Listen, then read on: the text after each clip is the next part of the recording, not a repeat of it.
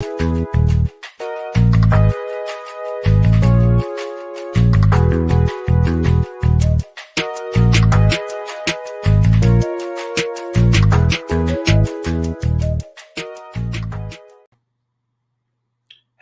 and welcome to Conversations with Reverend G.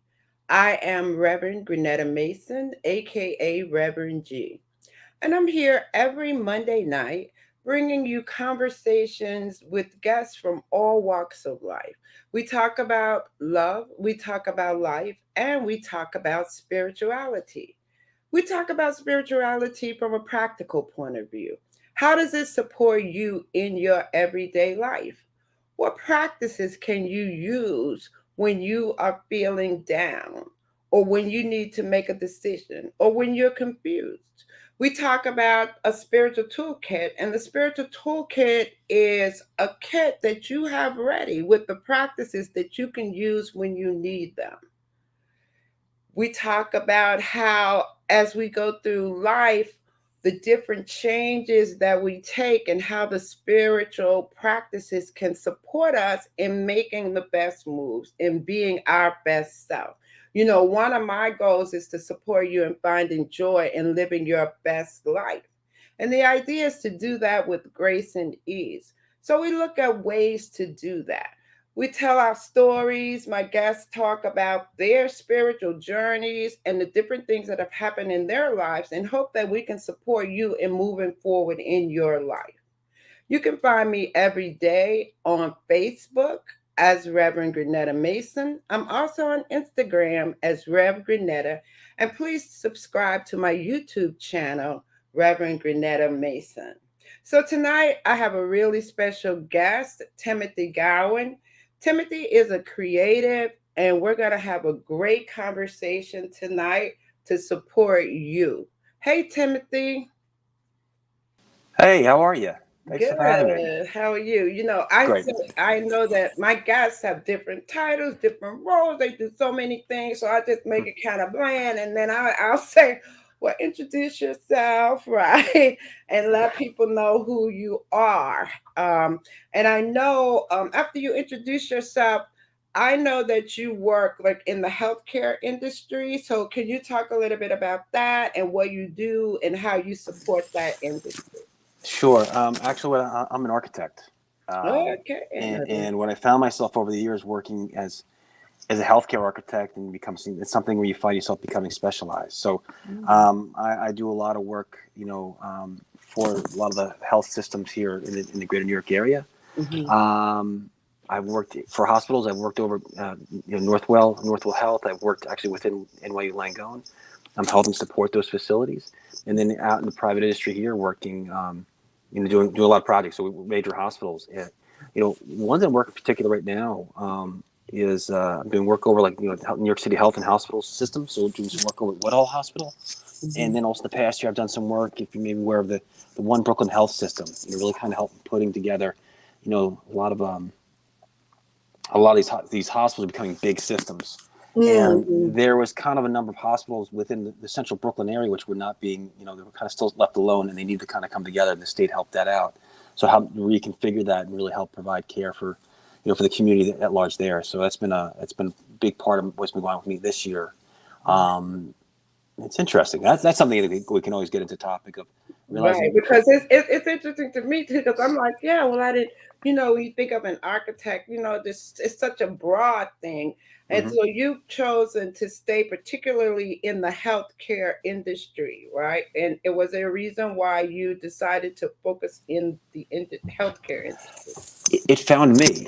Oh, And okay. then it began a relationship. So it's like you go to school and you think about doing some of the crazy stuff you may see out there, the new buildings going up, and always I remember school, like a lot of, when I look at stuff at the hospital, it seems so boring because it was very, very, very, very controlled. Because you think about it, you're creating spaces that people are being, you got to think about how you live space, how people are being taken care of, right? Mhm, And you think mhm. about what's going on, and so it's about really following certain rules that how people walk around or treat a patient. Um, Mhm, I was when I first got to school. I was doing a lot of these things as a creative, really delving into my artwork and painting. It's something we can talk about later.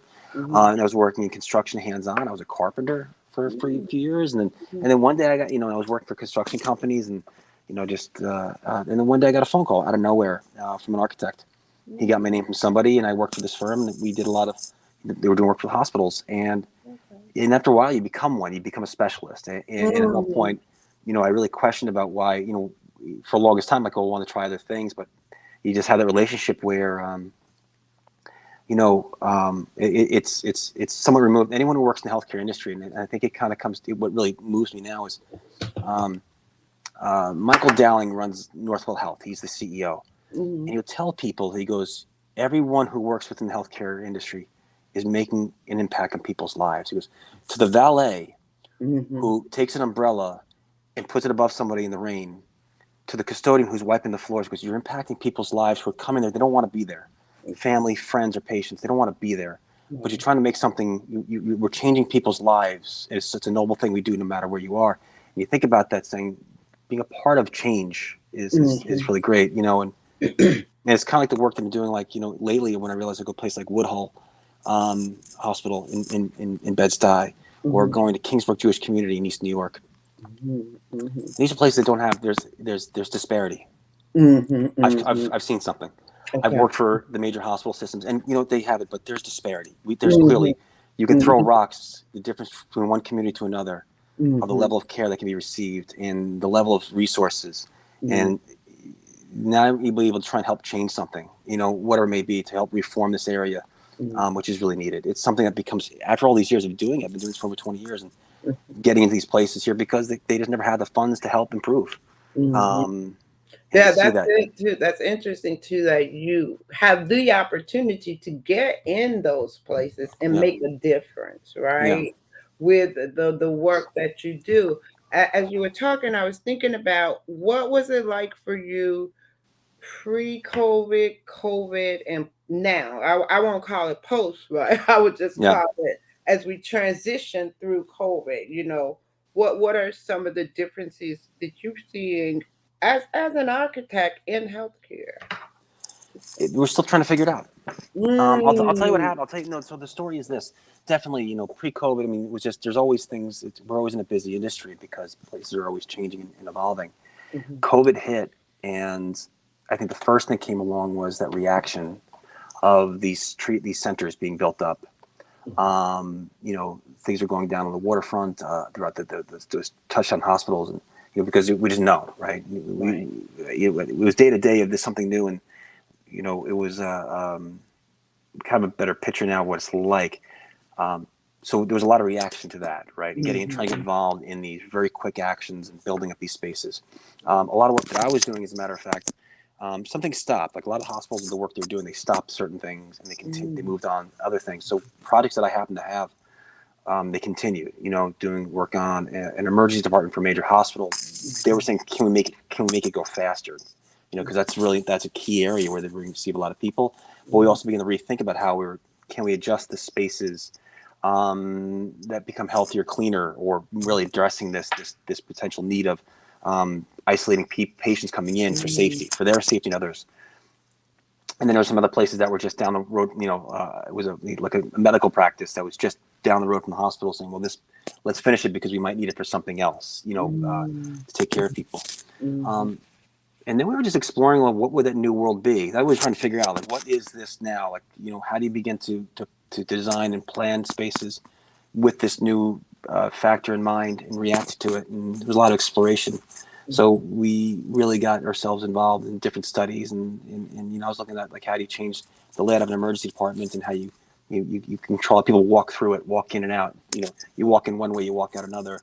You mhm, think about other little things of, where do people wash their hands and how often they do that, mhm, and creating those kind of situations. So there was a mhm, lot of this exploration. Um, and I think now it's like we're beginning to digest it. And I know at a higher level there'll be more information coming up, like how you better plan. We do discuss it. Every hospital has a different perspective on it. mhm, Um, it was it's very, well, I don't say it's interesting, but it was definitely a lot going on at that time. mhm, I was very busy. I was incredibly busy, and then mhm, we're even busy, and then with it, because the things I had me working on, they're like, well, can we move faster? Can we move mhm, faster, move faster, mhm, move faster. mhm, mhm. Um, That's interesting too about yeah, how do you design now given this new factor, right? How do you build spaces or create spaces, and the idea of the two things that you mentioned, just about washing your hands, going in Yeah. and out a different way. Yeah. And people are different now in the way they're responding to each other, and the Hmm. way um, we're just being around each other. We kind of don't want to be around each other, and we do. It's just so Hmm. much. It's like today I was at a meeting and I kind of like when they shake someone's hand. I shook someone's hand in the hospital, right? And you shook their hand, but right, and we're like, I don't know if that's okay. And there was like one of those hand sanitizer on the wall, so we just kind of reached over. I said, you know, it used to say, used to be like, it's not you, it's me. I'm like, no, it could be you, but it could be me too. So like, Right, right, right. Yeah, like yeah. it's like it used to be like we don't know what to do anymore. But I think that No. we're still, you know, look, we're I think that you know it's we're still figuring it out. We're still Yeah, trying, you know, and I think yeah. it's saying the design, how things change. We're still seeing what the impact on it is, and Hmm. each place has a different approach, and I think more will take place with that, and sometimes it's also you know how the hospitals like what they manage them, or that like my doctor's office will be like show up 5 minutes before your appointment. And what's actually nice is that now what they're doing is you know, it used to be used to have like a half hour wait in your doctor's office. Now it's like, well, you got to be here now. We'll get you right in. So Right, at right, least, exactly. which makes it a little more efficient in what they need to Mhm, do. So you're not wasting your time all afternoon saying, well, my appointment was at 1 o'clock. It's 2:30. What's going on? mhm, mhm. So, And they're really putting fewer people in the rooms together, right? hmm, Now yeah. there with the appointments. So yeah, everything changes. Sometimes we don't think about all the levels that things change and the impact, right? And Yeah. that's why I thought it was interesting to think about for you being an architect in all of this. I also, so we talked about we could transition into you being an artist. Hmm. And talk about what that is, because I think it's interesting to be an artist and work full time as an architect, right? And then Yeah. go and do art and the balance of all of that. How did you get started? You said you would talk later about art. You started early as a painter, because I have one of your paintings. Yeah. I was always creative. I think it's probably how I got into architecture. I was, you know, as a kid, Mm. I was always playing, drawing, or doing something like that. I was that quiet kid in the corner, Hmm. and yeah, you know, I think it just I'm trying to think what will happen is at one point where um, I always thought to be just exclusively being the architect, and then you know, I kind of actually made a choice many years ago that I'm an architect, but I kind of separated my creative, and I said I want to use my creative for myself, or that's not the right way of putting it. Um, in the profession that I do architecturally, you're working for a client, you work for people, so you can create, but then you also have their thoughts and opinions and what they like and don't like, and you know there's a Hmm. little bit of a balance here. One is to show them what they to share with them what they may not realize is possible, but at the same time, it's also to begin to listen and really do what they say. So there's a little bit of a collaboration, but it's also a matter. Sometimes I like to create things in my own little world, right? So it was a matter of the artwork was for me to do whatever I want, right? Because um, you can look at it, you can like it and love it and bring it with you, or you can say I don't like it and walk away, and that's okay, Hmm. right? Hmm. It's fine. That's what I mean. So it's like for me to do my own journey and actually my own self discovery with it, just because sometimes it's always, you know, that path you follow and realize that you know I've been creating to do this work and to create things I never thought possible that were within me, and it's that something that comes from down deep. I think it's like within ourselves. Like you pull Hmm. things out and go, where did this come from, and who did this, Hmm. and you find out it was you, and Hmm. I like that. That's to me that's always fresh when when I'm doing that. So Hmm. many years ago I made this choice when I first got out of school. It was after the recession in the you know early '90s. You know it was a Hmm. tough time in that back then. Hmm. Things were kind of thawing out. I was looking for a job and I tried a few things, but I always wanted to kind of settle down and start creating, start painting. So I was drawing. So I want to do some painting and get myself to a situation. And then one day I finally said, you know, I'm going to do it. You know, so that was when I started. I said, I want to. I go. I remember it was in June of 1992 and 93. No, 96. Hmm. June of 96. I'm driving Hmm. home along the Seaford Oyster Bay Expressway, and I just said, I'm going to do this. I'm going to become a carpenter. I'm going to focus on becoming a carpenter, create some artwork, and go. And it was this choice. It was a little bit of a, like, oh my God, you know, it was very off the path of what you think would be normal for, you know, go get a job in the city, start wearing a suit and tie, do all that good stuff. and I started doing it, and I'm glad I did. I said I started, just painting. I always wanted to get into sculpture. Never got back to that just because of finding a place to do it, and the tools can Mhm. be quite a bit. Um, but it's been a fun journey, and it's been this discovery and evolution, Mhm. and to where years of creating works, having some shows, some small little successes, but just to be able to get out and show it, and then to then turn it into now of getting into community with it. Mhm. It was before COVID, Mhm. for a couple of years ago, I had a solo show. It was not too far from where I am in Ridgewood, but it was like I'm in Ridgewood, Queens. It was just in the area, Mhm. and then had my own solo show. That was really that was quite a bit of work. It was a great time, and then I started playing with some other ideas after that. And but what I was doing before was a lot of community, um, moving to our area, how to get connected with people, right, and to learn Mhm. and to grow, into uh, get connected. And so in my neighborhood were things like the Bushwick Open Studios, Arts in Bushwick, very big, Okay. and it was a big event. It was Mhm. hundreds of events going on, and they needed volunteers. And one thing I've always learned about being of service, Mhm. anything you do. So I said, well, if I want to get to know people, show up, Mhm. participate, volunteer, engage, Mhm. and Mhm. then contribute. And from Mhm. that, things happen. And I started to know people just by showing up. Mm, Right, you showing up. show up and Mhm. you give up, and Mhm. it, and the best part, I had a car, so it felt like high school. Like, oh, you got a car. It's like you're the cool guy. Like I go, Yeah, for I got sure. Right. I got a Saturn with 250,000 miles on it. It's like, this ain't for. But they're like, no, you got a car in our neighborhood, so you can get stuff, Right. and you and so that was a really wonderful. It was a great part, and started rolling to other things. And what rolled into was another group. We with some colleagues formed together. We call ourselves the Transcender Art Group, where we would do. That was really great because that was, Mhm. um, we would monthly, we'd get together. It was three of us, Mhm. and once a month Mhm. we would hold open we call it slide share. We reach out. We invite six artists into, like we'd rotate it. I would do 1 month, and then they would repeat, and I would Mhm. get like five or six artists. Mhm. They would give 10 images, and you get 9 minutes, and you just go, and there's no discussion, just go, go, go. And that was something we were doing, and then we did other things, like we started curating shows and having all kinds of events going on, and it just Mhm. double-tailed. And we didn't ask for any money, we didn't make any money. We had people give us stuff, and then what happened Mhm. was great. Was I used to go and like find people, and that's what I liked about it, Mhm. because it kind of helps Mhm. me get out of myself. To I'd, Mhm. I'd go to an Mhm. art show, maybe local, and I see someone, I like their work. I say, hey, I'd like you to do this, would you like to do it? Like, absolutely. Or I'd find something on Instagram, just some random Mhm. person, and sometimes with these kids who are just starting out, I'm like, I like your work, you want to do it?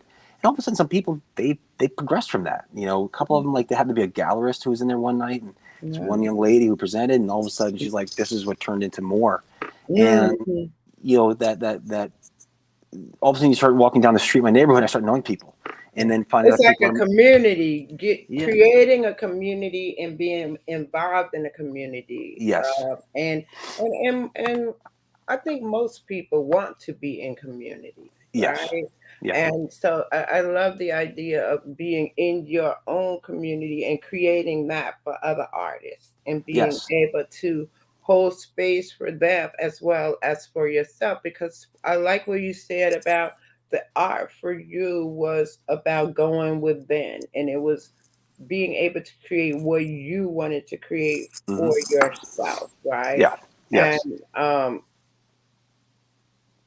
that's really good. What I think about though is um, the fact that you said, because we all are creative and we have skills, but do we ever take that leap and just say I'm gonna do it, right? Because you talked about how you wanted to do the art, and then something, just one day you said, okay, I'm just gonna do it, hmm, and you did it, right? yeah. And so many times we have that and then we just don't do it, right? It's because, what happens it reminds me of, like, when someone goes, oh, you can't do that, Mm.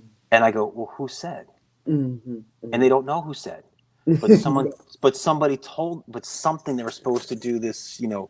you prepare yourself for you grow up, you go to school, or you prepare yourself for the next level, you go get married, you get kids, and you got to do all the things that grown-ups are supposed to do. Mhm. And then I go, well, who says? Right. Who told, it's like, are you pursuing a life in which that was meant for you, or are you pursuing a life because you think that's what you're supposed to be doing, right? Is it, Wow. Mhm. or one of my teachers, my Zen teacher, said to me, he goes, are you the man who you should be, or are you the man who you're meant to be? Mhm. And there's a difference one between what you should be, or Mhm. what all the things I thought I should be. And Mhm. there's these moments like that, art that me driving along the Seaford Oyster Expressway, and I guess from where I came up was, no, you're supposed to do, you Able, know, yeah. you, We you're all do, yeah. you're a suburban Long Island kid, and a Mhm. suburban Long Island kid is supposed to do A, B, C, D, Mhm. E, Mhm. and Mhm. I'm like, Mhm. no, I'm gonna go Z, and they go, Mm. oh, whoa, Mhm. whoa, and some people go, I don't, I've done some moments like that, and I tell you something, it gets kind of frightening. I wish I Mhm. did more because it's always like a little deeper, but I've had Mhm. that feeling of it's, what if this doesn't work? Well, we'll figure it out then because it's not Right. safe. It's And not you know, safe. it's not saying, and the thing that is those shoulds become real for us because we believe them. We Hmm. believe it, right? And Yeah, that's when we don't do what we're meant to do because we're yeah, still caught up in what we heard we should be doing, right? yeah. The pattern, because it's like even with us, you do these things, and here are the results you get from them, right? Yeah. Yes. And so we follow that pattern. I think we do that in all of us, Yeah. in all things, because even when we talk about spirituality and the way we approach it is based on how we were raised, right? Hmm. Totally based on the beliefs that we adopted as kids. Hmm. And as we did we ever change? Did we ever explore those beliefs? Did we ever Correct. look at them and see, do they still mean the same thing, Yeah. and as we go along the spiritual journey, it changes because what I need now may be different from what I've needed in the past or what I might need in the future. Oh, So totally true. Totally true. it's really cool when we talk about our spiritual journey. Give us a talk about your spiritual journey, Tam.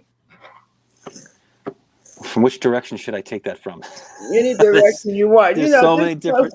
different ways Right. from So it. So okay, so literally, I was like, talk about it from. You could start from like I grew up the here, and these were my beliefs. You could yeah, anything, yeah. whatever You comes know, up for you. And I say, well, talk about your spiritual journey, right? yeah, yeah. I think the first time is like, it's definitely a.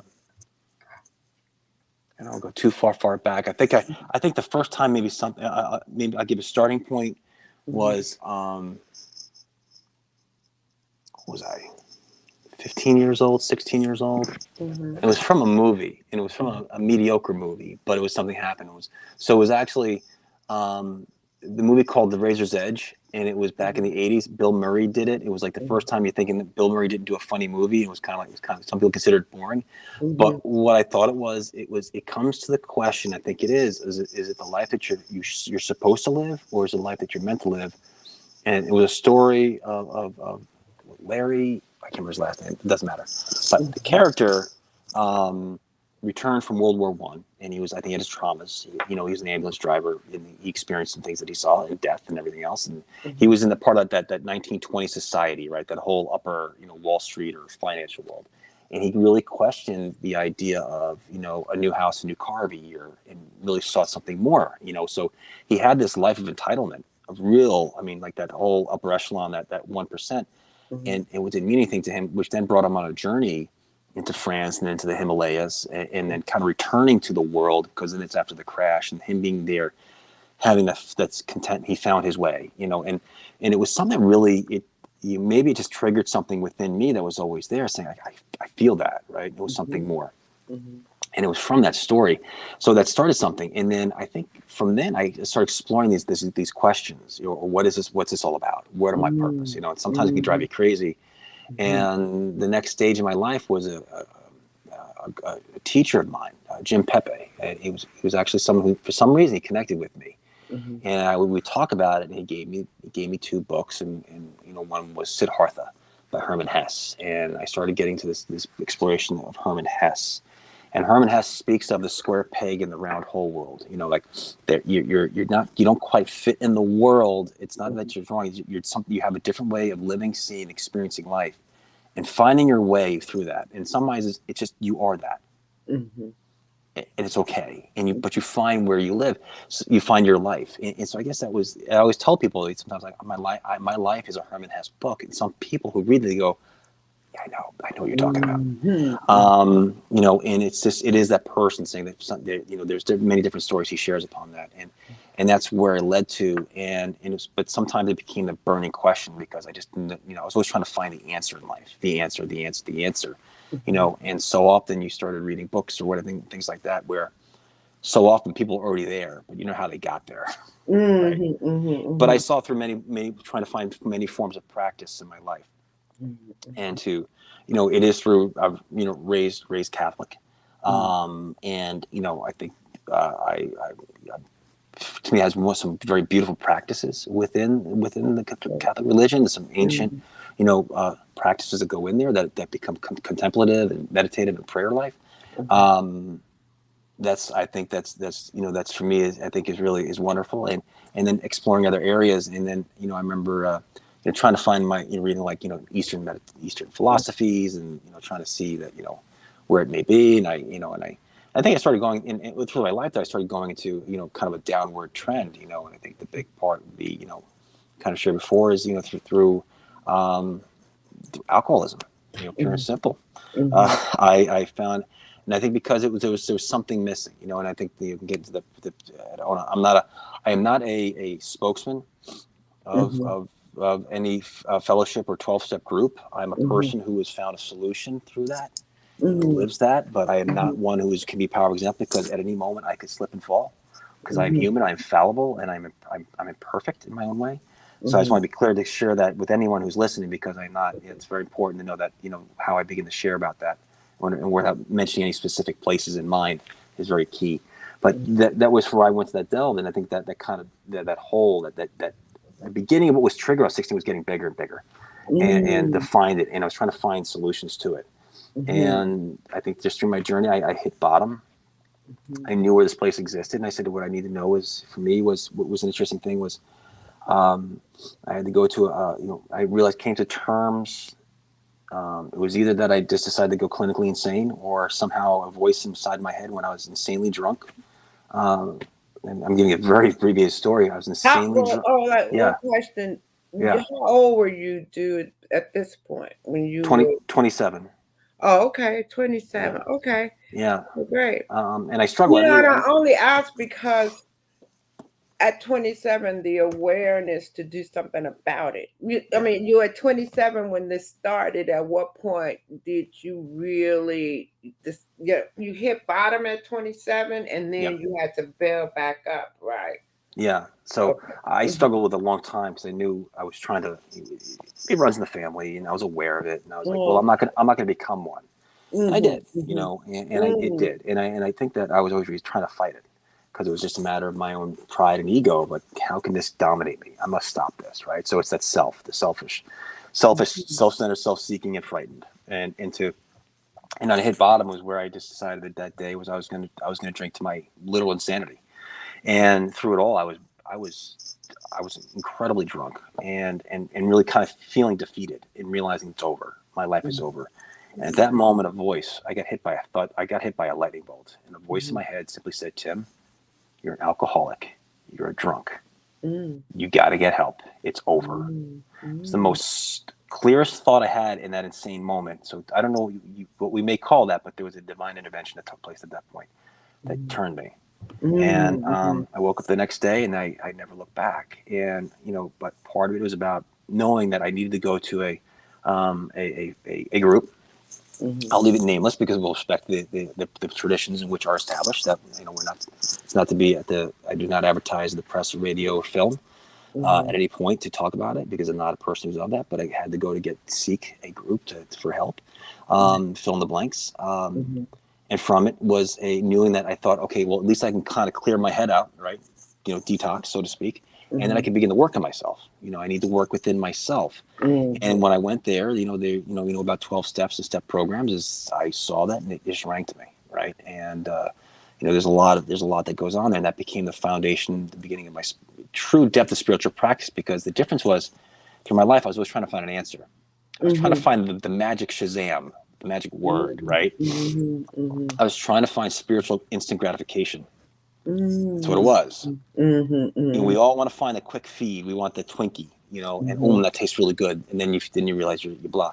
What I needed was a solution. It was a practice, and it showed Mhm. me steps to a practice. Mhm. And from that, and like in all things, that anything we do to make ourselves healthier, stronger, happier, requires work, right? You Mhm. want if you want to get skinnier, you want to get stronger, you got to go to the gym, and you can't go to the gym once. Right. You got to keep Consistency. going. Right. And the thing is we know, is that Mhm. you go to the gym once, you Mhm. don't feel stronger, you feel tired, you feel sweaty, and Mhm. but you got to go again, and you go Right. again, and then Mhm. after a month, you walk by the mirror and you realize, hey, wait a minute, you That's just caught it. something, going, this is working, Mhm. and it just happens, and to learn to put that one foot in front of the other, and Mhm. and I've come to learn that. So that's really, that practice there, and that what that is, I think we'll talk about the relationship of the power of my own understanding, and having a relationship with that, it changes, and finding one that is unique, not is of my own, right? Mhm. Within Mhm. myself. Once again, Mhm. you Mhm. know, they speak of God, they speak of finding a God of my own understanding, and some people get stuck up on that. And I go, Mhm. well, whose God are you stuck with? Are you stuck with the God that you're told to believe, or the one that in your heart exists? Mm. And that's the Mhm. difference, because of course That's the the one thing. I'm told to believe in, or I thought I was supposed to believe in, because of the way I was raised. There's nothing wrong. People trying to show me the right way, and society wants to do it the right way, but it doesn't Mhm. align with me, and I'm resistant to that, right? Mhm. Mhm. And just being willing to listen and open and have that changes, to then grow with it, and then find other means of the practice to get deeper, right? Always. So to play with it, because it becomes a playground Yeah, it after a while. does. Like, and I like that because it's continuous. This God of my understanding, Mm-hmm. right? It's this, and I like the distinction between the God that we were told who it is and Mm-hmm. how we're supposed to believe, and how do we get to the God of our own understanding, Yeah. right?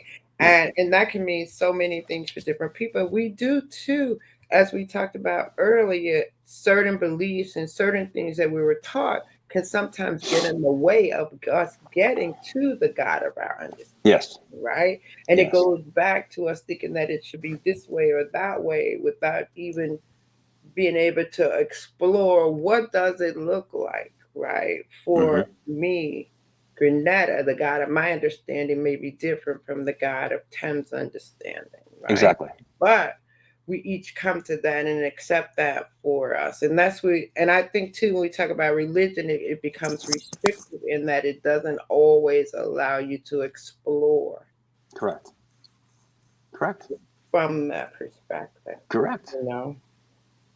So I love that concept, and I know what you were saying. It's like it's a continuous journey. So we were talking about 27, you hit that point, and now over the years you've used this 12-step program. I didn't really know about the step program until I went to seminary.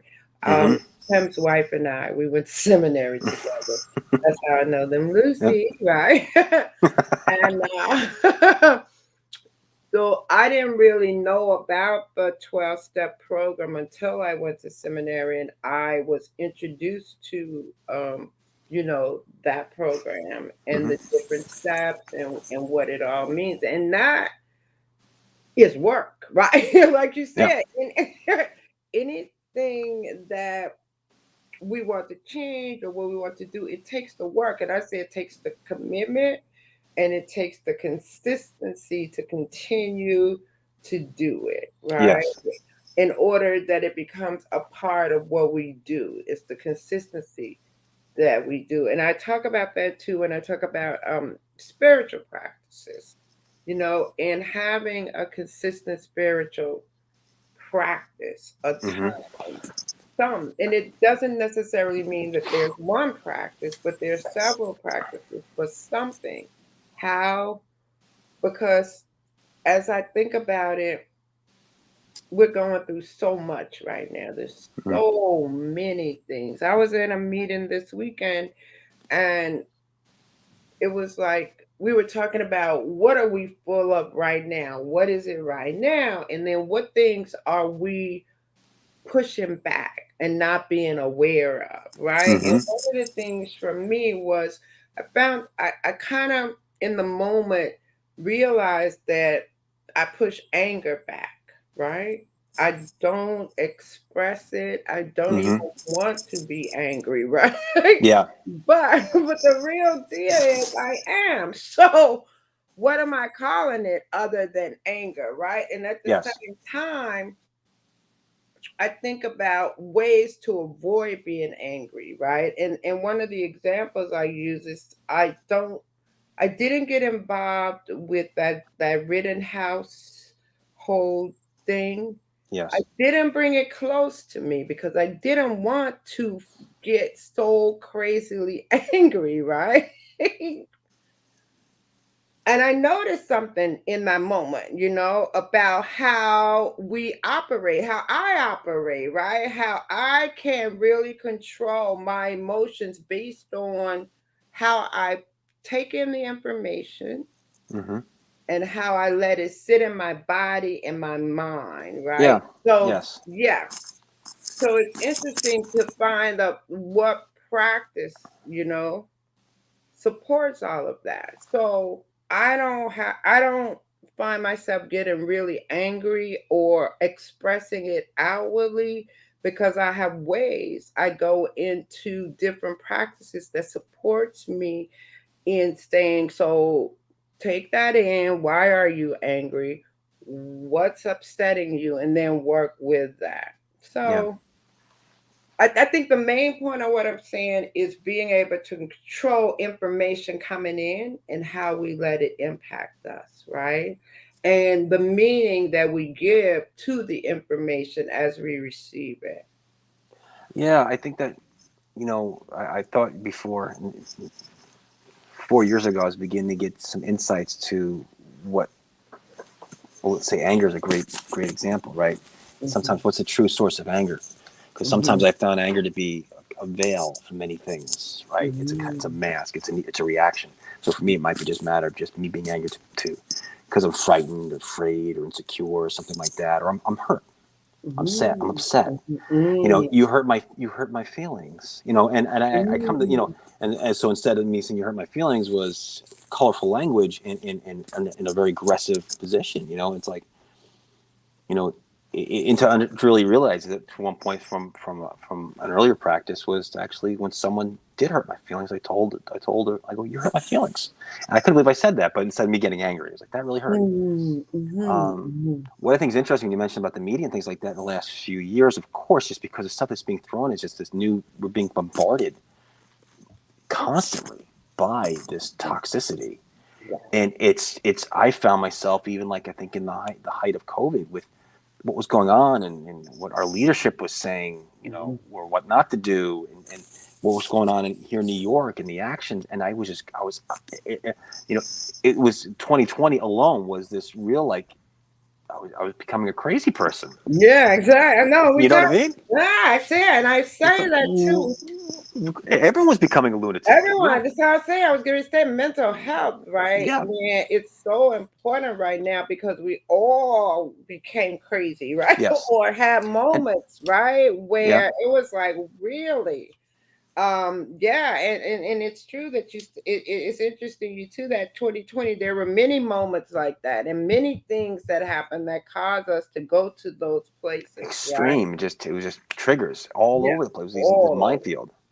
Yeah. And to step away from that and then to it's a part of it is you say there's it's like there's a matter of to step back from it, and but you can't ignore what's going on either, No. right? And it's trying to find that you know Balance between the that two, right? balance How do because you make a difference with what's going on?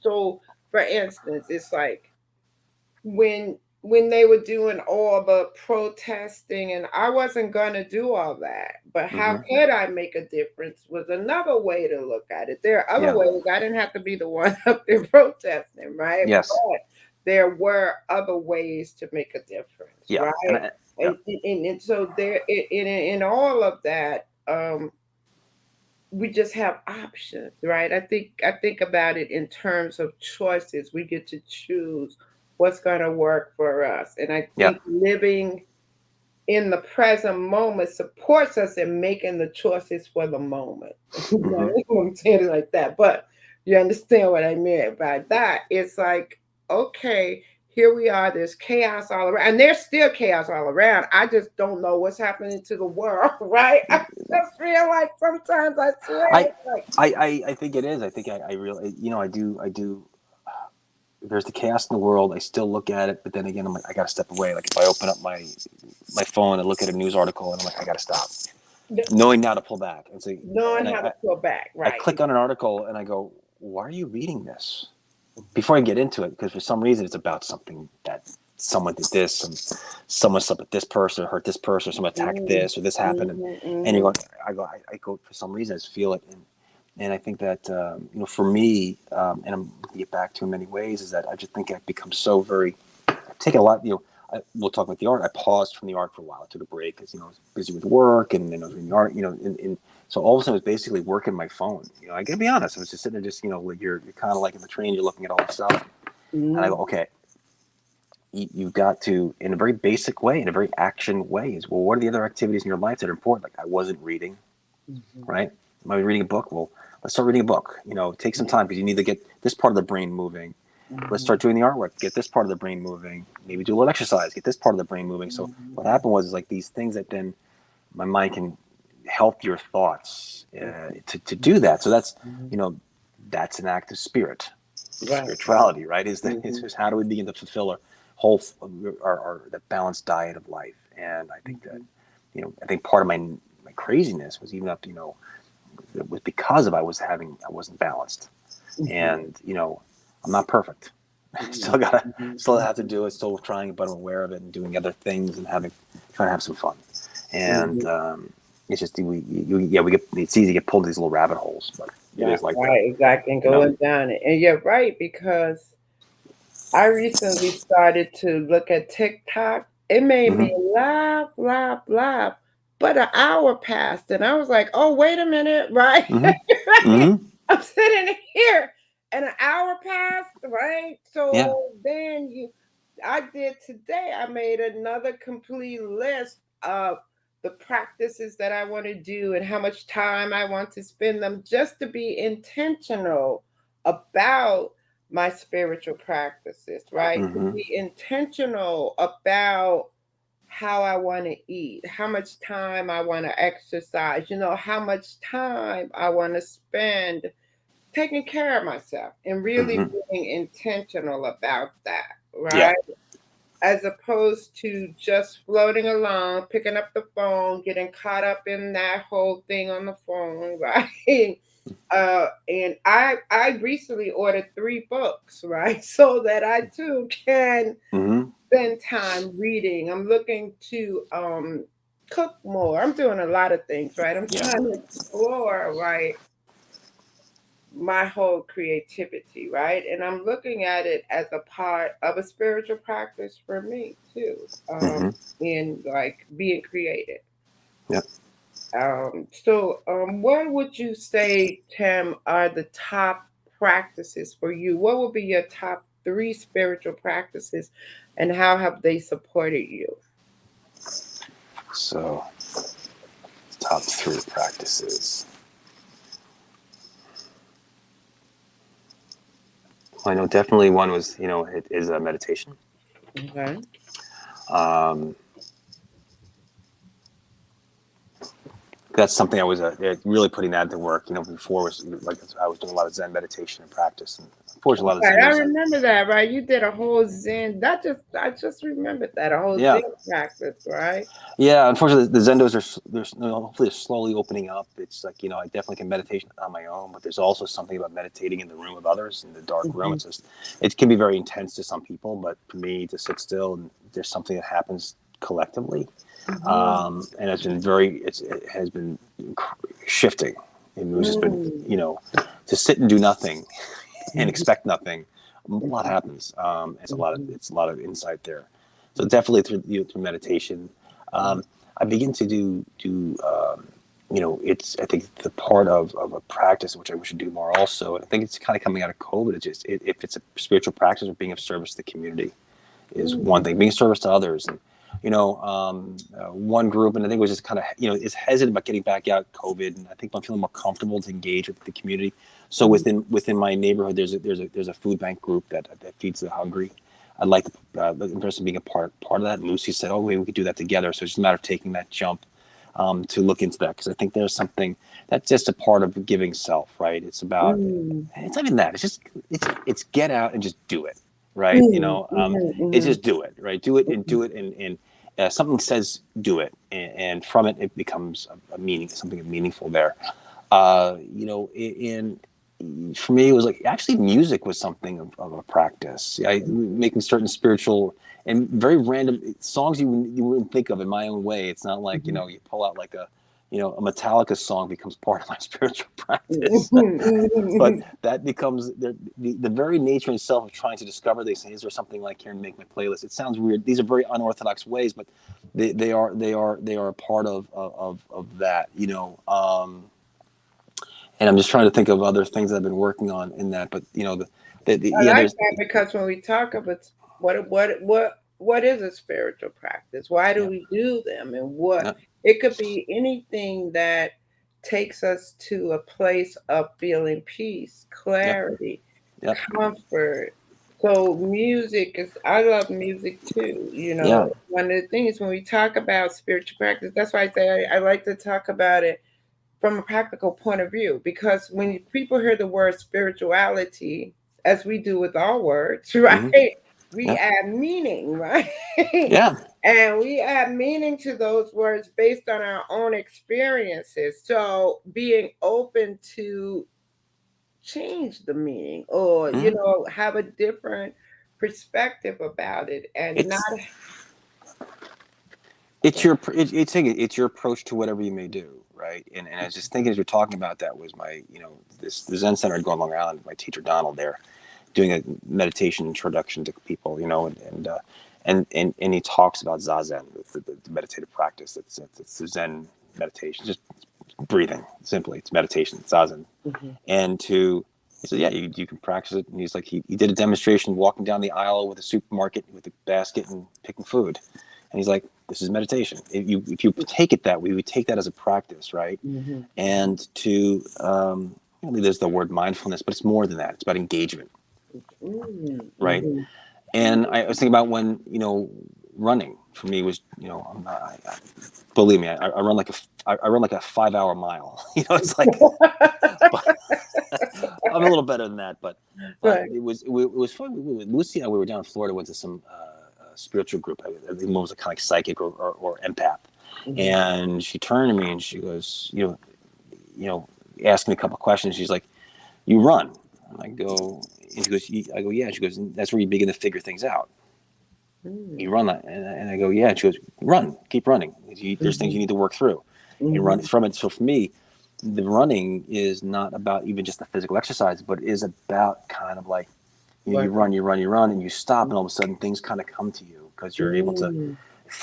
you're focusing on something and to put energy, and you're there because it's like you're getting tired, you move forward, Mhm. and then all Mhm. of a sudden it I can have this opportunity to be contemplative about things, to look at Mhm. that. So Mhm. that's something that was very that was big. So Mhm. um, and there's not a lot of things I've done over time is with re-engagement. I think that's there's other practices I'd like to do, but these are some of the basics. And they're every day. There's nothing so. And I've done there's times I do prayer beads, but really to do meditative beads for me it's like a clock. It tells me how long I'm doing it. But there's the rosaries. That was something I've done over time. That to me is a very meditative, contemplative practice, which is very nice. Mhm. Mhm. The one thing was about going to mass a little more often, even at 12 o'clock mass during the week. It's always Mhm. nice to stick your head to a church, and there's any place you can The go in here. That energy of it all, right? yeah, and, Yeah. and it's about that that quiet, right? To take Mhm. time, to take still, and to Mhm. just take a moment, and from everything else. So yeah, Mhm. Take always that time. yeah. Yeah. That is, yeah, and as I said, it's personal because Yep. each one of us gets to choose what works for us, right? Yes. And then how we can, like I said, live our best life, and what we can do to do that, because we've talked about life as it goes around us and everything that happens all around us, right? Hmm. um how do we just get through it, and what Correct. different things we use, each one of us uses something different. And right now, as I was saying earlier, we were talking about mental health, and Hmm. people need a lot of different support for it, Yes. right? Yes. And really being able to open up and talk about our own mental struggles, fears, Yep. or whatever, and having people be okay with it. Say it's okay that you're having these mental problems. Speak It's on true. It's it. true. It's like in different places. Like when I used to go to my old Zen center. Unfortunately, the big teacher, the big fat bald guy passed away. But he Mhm, was also a person who hadn't drank in 40 years. And he was doing Zen practice for 40 years. And he was a mhm, Roshi. He was mhm, like that level that just, he had that insight. And he'd say, we're in the middle of suburban Long Island. And he goes, you came in here for a reason. And it wasn't because you were feeling good. If you're mhm, feeling good, you would not be walking into a Zen center. You're searching for something. He goes, what is it? And it would be this, and it's okay. And it was many places where you could go in there, scream, cry, sob, and you'd mhm, be and to them that's great because mhm, it's all that stuff being kind of keeping it all down and burying. So you're burying live bodies. That's what you're mhm, doing. You're burying live bodies, and guess what? Those bodies are going to come back, and they're trying to crawl and get back at you. And it's like, are you mhm, allowing that to be? mhm, And then the same thing in the world of the rooms in which I go to in recovery. And we're all there. We're all dented cans. We call mhm, ourselves that. mhm, mhm, We're dented. mhm, We're dented cans, and we know it, and we begin to be very open and share with that and laugh mhm, at our suffering mhm, because we also know me too is the mhm, key. So they say it's not about trying to compare. It's like you begin to express your feelings, and people mhm. go, "I know exactly what you're saying." Be in And the real community around it, you're right? not And alone having that. because so long we live. The problem with the stigma is people live so long thinking I got to hide this. Mhm, No one can see this because I'll be mhm, judged and rejected and scorned and shunned mhm, mhm, and to go to a place saying if you're not, we get worried. We know you are, and we are trying mhm. to say I'm great, I'm fine. They go, we're concerned Right. because you're not getting to the truth in your Mhm, own time. And to say, mhm, you know, I was at a point when being in 15 years without drinking went to a place. It was 14 years. And I always had to say I'm okay, right? Because I was around so long to tell people that I had to be an example of I'm okay. mm. And I was in a room one day and I heard a guy up front who had more time than me, and he said it took me 10 years to say I'm not okay. And Mm, all of a sudden, I raised my hand and I just said, I wasn't okay. And mm, it was a funny story because I'm sitting there going, I'm not, I couldn't get it out. I was weeping. And mm. at that point, I was in much better shape. I had the shaved head. It looked like some kind of like bad dude. And I'm thinking I'm in a room that nobody knows me. And all of a Mhm, sudden, I turn around. It's like probably every person I know is sitting behind me saying it's okay. And then some woman walks up to me and says, you did something to my boyfriend. And he goes, he looked at you, and the fact that he felt that you could break down and sob in a room. He goes, and he looked at you being more masculine, like that kind of like strength. He goes, it said it was okay for him. mm, mhm, So he goes, you did something, and it goes something mhm, profound. That mhm, moment of the fact of our vulnerabilities and how it can impact others, and to say, yeah, it's okay. And so I'm mhm. always in that, it's those things that we're supposed to be. Well, who we're supposed to be, it comes back to that. That's Who are it. we supposed to be? Who are we told to do? Right? Mhm, You know, mhm, boys don't cry. mhm, And guess what? Don't mhm, cry. You're not supposed to cry. You're being a baby. mhm, Well, guess mhm. what? Then all of a sudden you learn to suck it up, this stuff once again begins to build inside of us, into ourselves, and then you realize, I'm reacting to things that I was told not to react when I was 5. Mhm. But Yeah, we it's been still also messing with me. reacting to them. Yeah, Yeah, and that's right. Exactly. it's fear. It's also to begin to talk about the thing of fear. We can Mhm. impact and saying, you know what? I'm a man right now who realizes fear is everywhere in my life. Yeah. decisions I make in my life, and I realize I'm like, oh my God, every decision I made towards or away from something has been based on fear. I was like, Mm, and now I'm like sitting there looking at that. I'm really, because I yeah. guess part of me, you reach a point in our lives we grow in this journey. We're willing to get a little deeper. Where 20 years ago, I wouldn't even know. I wouldn't even know how to look at it because I'd be so ignorant of it. Yeah. And now it's like I'm willing to look at this and say, how much has this influenced where I am today? And and yeah, I'm doing okay today, but definitely it's for me to know as I move forward that I stop that. I can arrest that moment and stop it.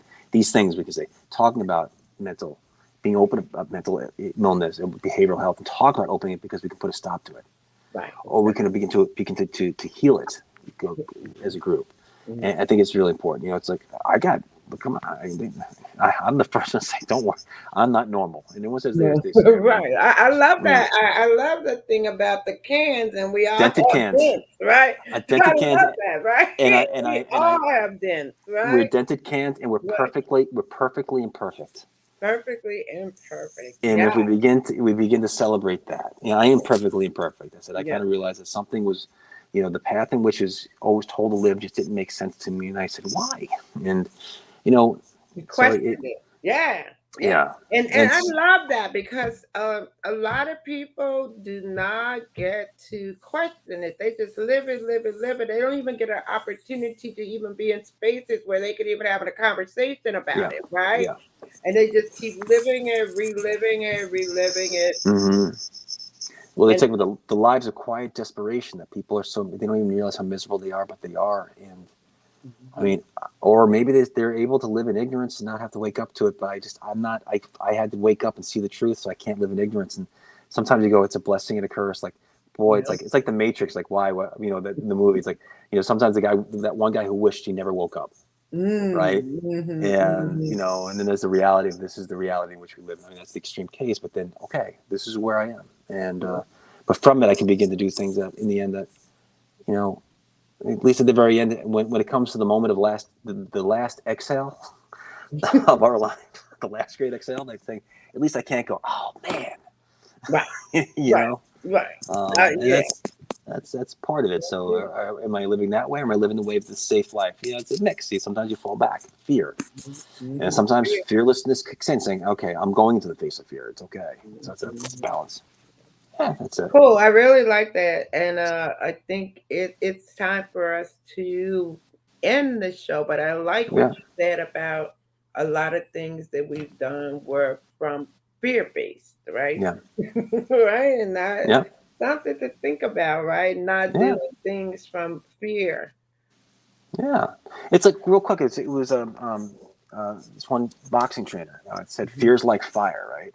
Mhm. Fear has benefits because fire can protect us. It can keep us warm. It can Mhm. cook our food. It can protect us from danger. But if it gets out of control, fire can kill us and it Mhm. can go wildly. So it's that valuable because we have to live with no we can't do things we realize fear can sometimes if you listen to right in the right balance is like yeah don't do that but then Mhm. it is like are you letting it burn you or is it also you're letting it compromise your life and Mhm. that's spirit that is Mhm. also it's also the power of spirit right and practice and from Mhm. that practice whatever to whatever God you choose you choose within your life Mhm. and having that practice in your life then gets you through that. And I know moments in my life where I've made, based on practice, deep practice, where I'm like, I've made some real strong decisions, Mhm. and knowing in my true nature, my deep self said, do it. Mhm. And yeah, there was like, wow, the ideas. There were people. It was one time I left to work. We have no. Oh, we're almost done. We're done. Anyways, that's another story. No, go But ahead. You can finish up. You was up to work. many years ago, I was working, more in a corporate world, Mhm. in the healthcare world, and I remember waking up one Sunday, and I was doing very deep Zen practice. I mean, I was going this whole koan study. Koan is like you get the whole study, but it's paradox and a riddle kind of given your head. And it was just one morning where I had this profound moment. But a week later, I kept playing with that koan in my head, and I thought about one Sunday morning. I wake up and I go, I'm thinking about my week, and I'm already like thinking about the dread of Thursday. You're like tomorrow, and so it's already by Thursday. I'm already experiencing the misery, and I Mhm. turned to Lucy and I said, "Honey, I gotta get the f out of there." And she Mhm. said, "Okay." and I put resume, and I left. Is when I took a recommitment to my art, and I worked for a company where I took a pay cut, and Mm, it was blue collar. It was a metal shop mm, in Long Island City, mm, and I said that's it. So I was wearing a suit one day. The next day I'm wearing work boots and jeans and a t-shirt. That mm. shift. The And when I shift. left, many people there were people who worked there with me were fearful for me. Oh, I didn't know what you were doing. Mm, I was really afraid. I'm like, well, because perhaps that's not your path. That's not my path, and you're just doing maybe what you. I can't judge anyone else for what they do, right. but it's Right. not my path. Mm, So they wouldn't go there, but I went someplace, and many people go, "Oh, I can't do that." That's it's. I don't want to say anything. I was realizing I could get into being judgmental, but I can't be because I know what I need within myself, and it's not what they need. So it's sometimes like, "Oh, you can't do that." Says mm, who? right. So, no harm, no foul, and many good things came from that too. So, but it was a point of making a change in life where I had no safety net. It was fear, but Mm-hmm. it was okay. I was afraid, Mm-hmm. but I knew it would be okay. That's the difference when fear is in its right balance. You know, Yeah. because fear Oh, made me say, "Are you doing the right thing?" Not, mm-hmm. you know, where you heading towards or where are you heading away from? So it's an abbreviated story, but it just kind of kicked in at the very end. So I'm good. We're, Yay. we're Well, past our time. thank you. Thank Yeah. you. For tonight. And yeah, it's been great having you here and continue to do what you do. And I love that whole art in the community thing you're doing. I love that. Thank you. All right, Tim. All Have a right. great day. I'll be in touch. You got it. Thank you. All Have a good right. night. Thank you, Bye. everybody. Bye. Thank you for joining me tonight on Conversations with Reverend G. And I'm here every Monday night, 8 p.m. Eastern Standard Time, WEMS Radio. We're on Facebook. We're on YouTube. And you can catch us on the WEMS Radio app. I will see you again next week, right here on Conversations with Reverend G. You have a great week and learn that balance between